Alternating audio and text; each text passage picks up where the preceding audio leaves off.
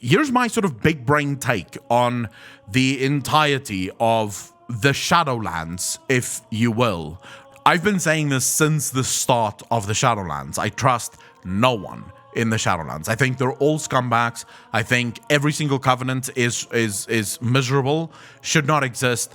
The best covenant out there, as far as I can tell, might be the Necrolords, and the only reason they might be considered the best is because they sort of encourage their members to be more of themselves, whereas every other covenant is engaged in some form of mind control, with the Venthyr sort of punishing you into submission, the Kyrians just wiping your memories and going, oops, now you're part of us, right? One of us, one of us, one of us. That sort of chanting going on within the Kyrians. And then the Night Fae seems to be so hell-bent. They seem to put the Winter Queen on such a high pedestal, they just will not question anything that the Winter Queen does. Now, there's an interesting little thing that's now being revealed on the PTR. If for those of you that don't play the PTR and maybe don't want spoilers, now would be the time to just sort of click off as soon as possible. But on the PTR, we help Uther. Now, we've discussed that. We have a video about that. It's all out there.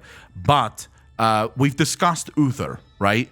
And how Uther, we sort of help Uther deal with Arthas, the memories of Arthas that is still haunting him and still keeping him back. And most of these memories actually come back when we finally reunite Uther with the other half of his soul. But that questline actually continues, which is very interesting.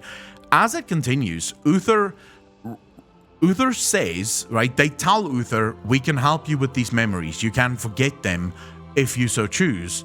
Actually, they don't even give him a choice. They say, in time, you can forget these memories. And Uther says, I will not forget these. If I could choose, I would not forget these. They are important lessons, right? The things that I have done are lessons that I have learned. And I think most people can understand this, right? When you make mistakes, there's that song about, I think the band was called Papa Roach, I could be wrong, but it's sort of, my scars remind me that the past is real.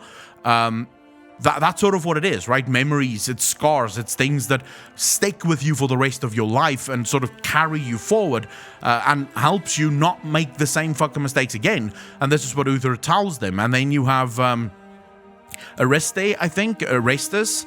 I'm trying to remember their name. One of the paragons.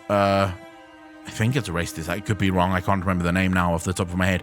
That line from Uther actually has a profound impact on the Paragon, where the Paragon immediately goes, I now finally understand, right? Because just a little bit, like rewind a little bit, the Paragon tells you that, you know what, we know that we need to remake the Kyrian, we just don't know how. We don't know what is required to remake the Kyrian and to make it better for everyone here. But then right after, I didn't have Papa Roach reference on my Sunday bingo card. I literally just thought of it, so I didn't even plan that. I just remembered there's a song. Polmarch and Adrestus. Yes, exactly that. Adrestus. So Adrestus sort of tells you they know that the Kyrians have to be remade. They know that they have to take a different path, but they don't know what that different path would look like.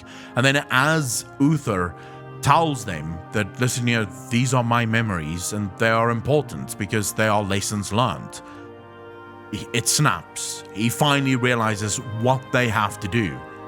What they need to do is to accept everyone that is Kyrian or Forsworn must be accepted. Their differences is what will ultimately make them better. It's what will ultimately fix the Kyrian. Now, you then go through a whole thing where you try to reason with the Forsworn, and you have Nicola, which of course we met right at the beginning, where Uther was sort of twisting and turning him, and Uther apologizes to him, saying, I led you down this dark path. If it wasn't for me, you wouldn't be in this position. And Nicola actually makes it very clear, no, I'm glad that you did this. I'm glad that you put me on this path. I was already distrusting the Archon. So his faith in the Archon was already failing, but Uther just gave him the guts to sort of step forward.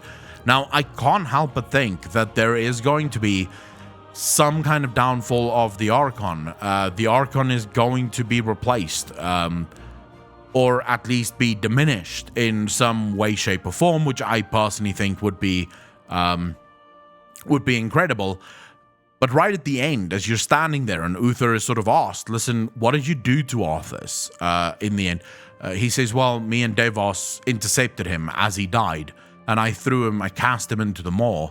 And you have the Kyrian almost shocked. Like, maybe there was some redemption for him. Maybe there was a way to save him.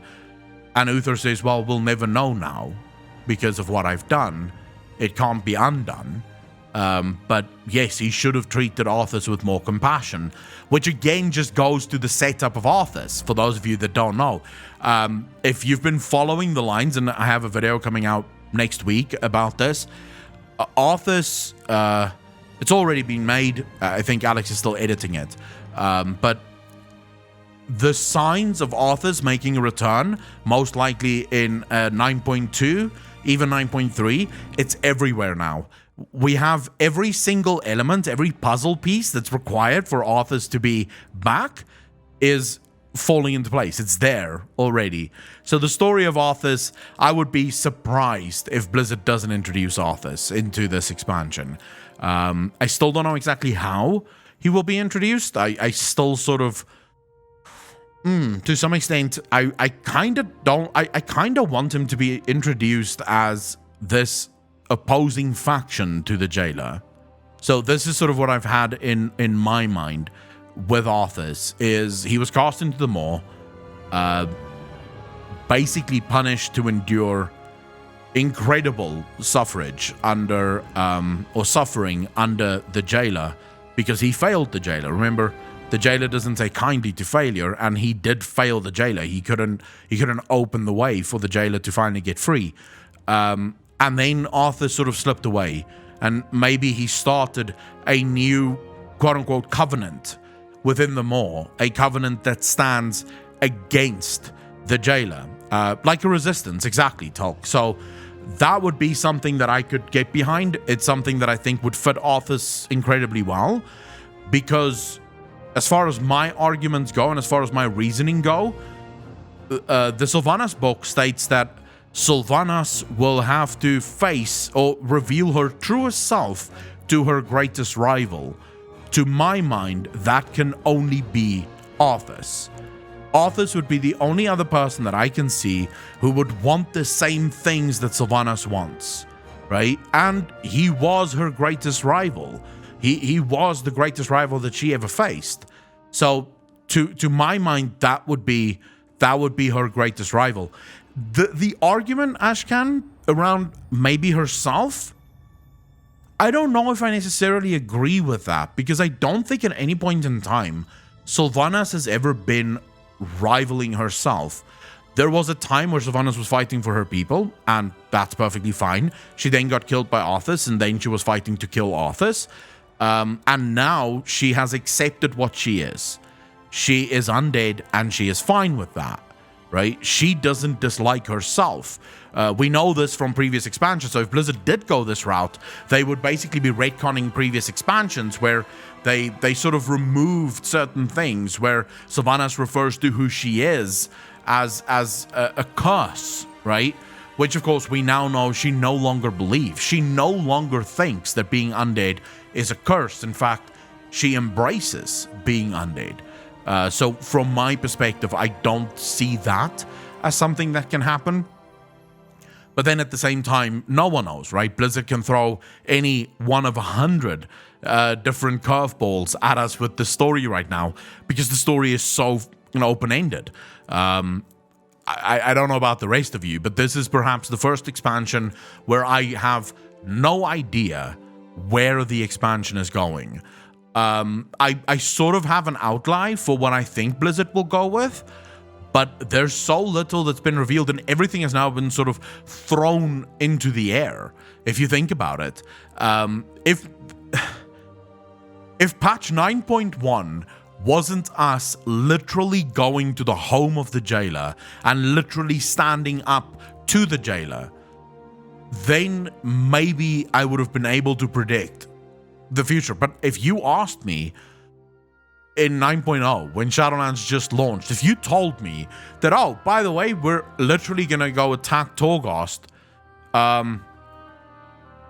in 9.1, I would have said, are you fucking crazy? Torghast is going to be the final raid of the expansion. We even made videos on that, saying Torghast will obviously be the final raid of the expansion, and we do sort of foresee a world in which some of the bosses is in Torghast, maybe some of the fights happen in Oribos.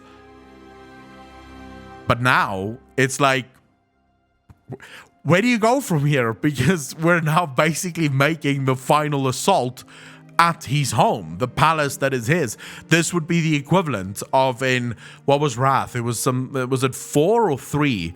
Like, this would be the equivalent of 3.0.1, just being like, oh, we're going to ICC, we're gonna go fight the Lich King now.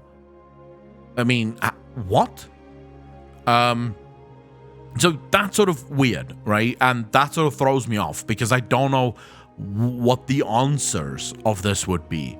I don't know how this is going to play out. Well, 3.3.5 was when we went there, but I'm talking about this would have been 3.0.1, right? Where we go to ICC, which of course we didn't do. ICC was the final raid of the expansion. But with Torghast being the first real raid of the expansion, that's sort of weird, right? It does sort of make it as in, what could we possibly go do next? What is possibly the next step here? Because I'm a little bit confused.